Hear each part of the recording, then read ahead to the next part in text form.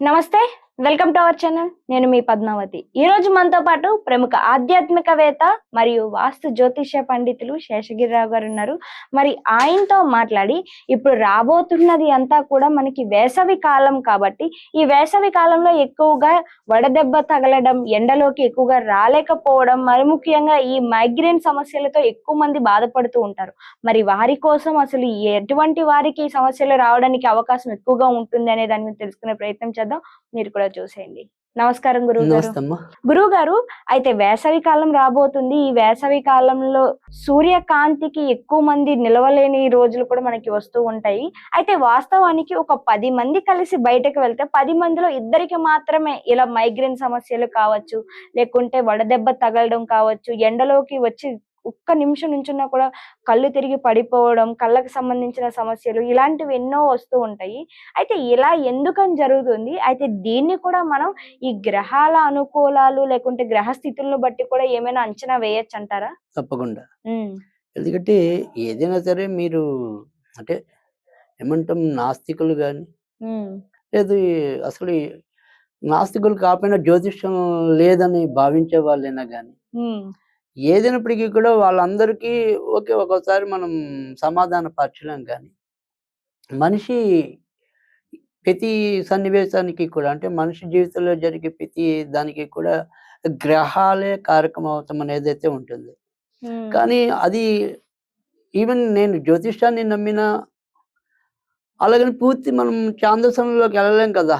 అవును. అంటే ఇప్పుడు నేను ఇవాళ మన స్టూడియోకి రావాలి అనుకోండి. ఈ స్టూడియోకి నేను మామూలుగా అయితే చెప్పాలి అంటే ఎప్పుడు ఒక టైంకే బయలుదేరుతాను హ్మ్. అనుకుందాం. కానీ ఒక్కోసారి నేను రీచ్ అయ్యే టైం వేరుంటది. కానీ ఒకటే టైం బయలుదేరాను కదా! కానీ ఇక్కడ ఒక్కోసారి నేను రావాల్సిన టైంకి వస్తాను. ఒక్కోసారి రావాల్సిన టైం కంటే చాలా ముందొస్తాను. ఒక్కోసారి ఒక్కోసారి కొద్దిగా లేట్ కూడా లేట్ అవుతది. వస్తాను. కానీ బయలుదేరే టైం రావడం మాత్రం. మార్చల్లా. హుహు. అంటే అదంతా కూడా ఆయా టైంలో మనకున్న గ్రహస్థితి కారణం అంటాం మనం. హ్మ్. మామూలుగా నిరూపించొచ్చు. నీకెందుకని ఇవాళ లేట్ అవ్వచ్చు, నీకెందుకని ఇవాళ లేట్ అవ్వచ్చు అని. హ్మ్. కానీ అలాగని ప్రతిరోజు మనకు ఎదురయ్యే ప్రతి ప్రశ్నని ఇలాగే చూసుకుంటూ వెళ్ళామనుకోండి, అలా చూసుకోవడంతోనే మన కాలం అంతా అయిపోతుంది. కదా! అవును. ఏది అవసరమో దానికి వినియోగించుకోండి అని చెప్పి శాస్త్రం చెప్తుంది తప్ప అన్నిటికి మూర్ఖంగా వెళ్ళక్కల్లా. వెళ్ళమని కూడా నేను చెప్పను. హ్మ్. కానీ వెళ్ళిన దానికి సమాధానం అయితే ఉంది. అంటే ఎప్పుడైనా మీకు ఆ ఐడియా వచ్చిందనుకోండి, దానికి జాతక చక్రం ప్రకారం నేను ప్రూవ్ చేయగలను. హుహు. ఇది కారణం, ఇది కారణం అని. కానీ దైనందికంగా జరిగిపోయే ప్రతి దాంట్లోనూ మనం ఇక్కడ జ్యోతిష్యాన్ని తీసుకొచ్చి కూర్చోపెట్టామనుకోండి, దాన్ని అన్వేషించటం, దాని మీద పరిశోధన చేయటం అదే సరిపోతుంది. హ్మ్. సో, ఇవాళ మీకొక ఇంటర్వ్యూ ఉంది. ఆ ఇంటర్వ్యూలో సక్సెస్ అవుతామా లేదా అన్నది చూసుకోవటం అంతవరకే. హ్మ్. ఓసారి జాబ్ వచ్చాక ప్రతిరోజు నేను ఏ టైంకెళ్తాను, ఏ టైంకెళ్తానంటే దానివల్ల నా టైం వేస్ట్, మీ టైం వేస్ట్. హ్మ్. సో, అయ్యేదవుతుంది అంతవరకే. సో, అలా మీకు ఏదైనా సరే ఇప్పుడు ఇవాళ మన యొక్క అంశం ఏంటి అంటే గనక ఈ ఎండ దెబ్బ తగలటం.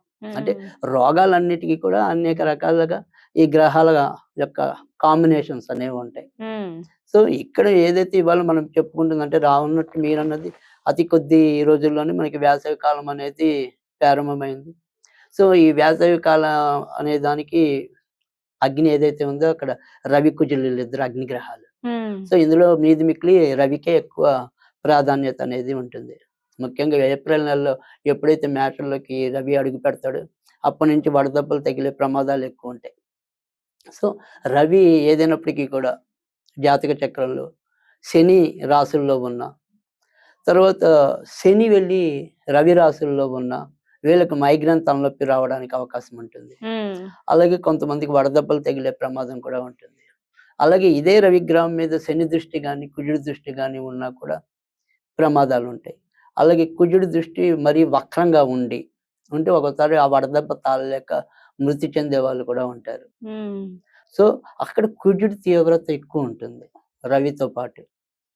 మామూలుగా కొద్దిగా మనకి తరచు అంటే ఓ పట్టన నయమవుద్ది కదా! మైగ్రేన్ తలనొప్పి అనేది జనరల్‌గా వచ్చిందంటే అంత తొందరగా నయమవ్వదు. అక్కడ శని దృష్టి ఉంటుంది. లేదా శని రాశిలో రవి ఉండాలి. హ్మ్. అప్పుడు అది మైగ్రేన్ విడవకుండా రావటం అనేది వస్తూ ఉంటుంది కొద్దిగా. అవును.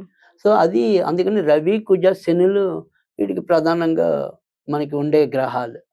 సో ఈ మైగ్రేన్ తలనొప్పి అవ్వచ్చు, వడదెబ్బ, తర్వాత లేదు మనం ఎక్కువ వేడిని భరించలేని తత్వం. సో కొంతమందికి వేడిలో అలా అడుగు పెట్టారో లేదో తల నొప్పి వచ్చేసినట్టుండదు, కళ్ళు బయలు కమ్మినట్టుండదు, కొంతమంది కళ్ళు తిరిగి కింద పడే వాళ్ళు కూడా ఉంటారు అక్కడ వడదెబ్బ తగలకపోయినా. సో అందుకని పాత రోజుల్లో వానాకాలంలో ఎండాకాలం రెండిట్లో కూడా ఈ గొడుగులు వేసుకునే సంప్రదాయం ఉంది. అందుకని మామూలుగా గత నెల ఏదైతే ఉందో కుంభంలో రవి ప్రవేశించినప్పుడు, ఎందుకంటే అక్కడి నుంచి నెమ్మది నెమ్మదిగా ఈ కంటి జబ్బులు కానీ, మైగ్రేన్ జబ్బు వ్యాధులు కానీ తర్వాత తర్వాత ఇలాంటివి వస్తాయి. కాబట్టి మన వాళ్ళు పెద్దవాళ్ళు ముందుగానే ఈ రవి సంక్రమణ అప్పుడు దానాలు చెప్పారు కొన్ని. అలాంటి దానాల్లో మన కుంభ సంక్రమణంలో ఉన్నప్పుడు గొడుగు దానం చేయమని ముందే మన పెద్దవాళ్ళు అక్కడ హిందూ ధర్మంలో తెలియజేశారు. ఎందుకంటే తర్వాత అవసరం ఉందిగా గొడుగుతో అని. సో ఇప్పుడు మనం అంటే మనకు అన్ని షోకులు కానీ, పాతకాలంలో మీరు గ్రామీణ ప్రాంతానికి వెళ్తే ఇప్పుడు ముసలి వాళ్ళు, కొద్దిగా వయసు వచ్చిన వాళ్ళు ఖచ్చితంగా గొడుగు వాడేవాళ్ళు వాళ్ళు. సో ఎందుకంటే మరి కళ్ళకి రక్ష అనేది, సూర్యరశ్మి నుంచి రక్ష అనేది, సో అది పాటించే వాళ్ళు ఉన్నారు. కనుక ఇక్కడ ప్రధానంగా ఖచ్చితంగా మీరు చెప్పినట్టు ఏంటంటే గ్రహాల ప్రభావం లేకుండా మాత్రం మైగ్రేన్ తలనొప్పి కానీ, ఈ వడదెబ్బలు కానీ, అగ్ని ప్రమాదాలు కానీ ఇలాంటివి లేకుండా ఉండవు. సో అగ్ని ప్రమాదం జరిగిందన్నా కూడా అక్కడ రవి కుజులు ఖచ్చితంగా కాంబినేషన్ ఉంటుంది. ఇప్పుడు మరి వేసవిలో అగ్ని ప్రమాదాలు ఎక్కువ ఉంటాయి. అవును. సో వీళ్ళిద్దరు అగ్ని గ్రహాలు. సో ఈ అగ్ని రాశుల వెంట కానీ, తర్వాత అగ్నిగ్రహం వాయువు అంటే మిథునంలో ఉన్నాడు. ఇప్పుడు ప్రస్తుతం కుజుడు మిథునంలోనే ఉన్నాడు. సో ఆయన ఇంచుమించు జూన్ దాకా ఉంటాడు. అందుకని ఏప్రిల్లో రవి వస్తాడు, ఏప్రిల్ మే మధ్య అగ్ని ప్రమాదాలు పెరుగుతాయి మీకు సామాజికంగా.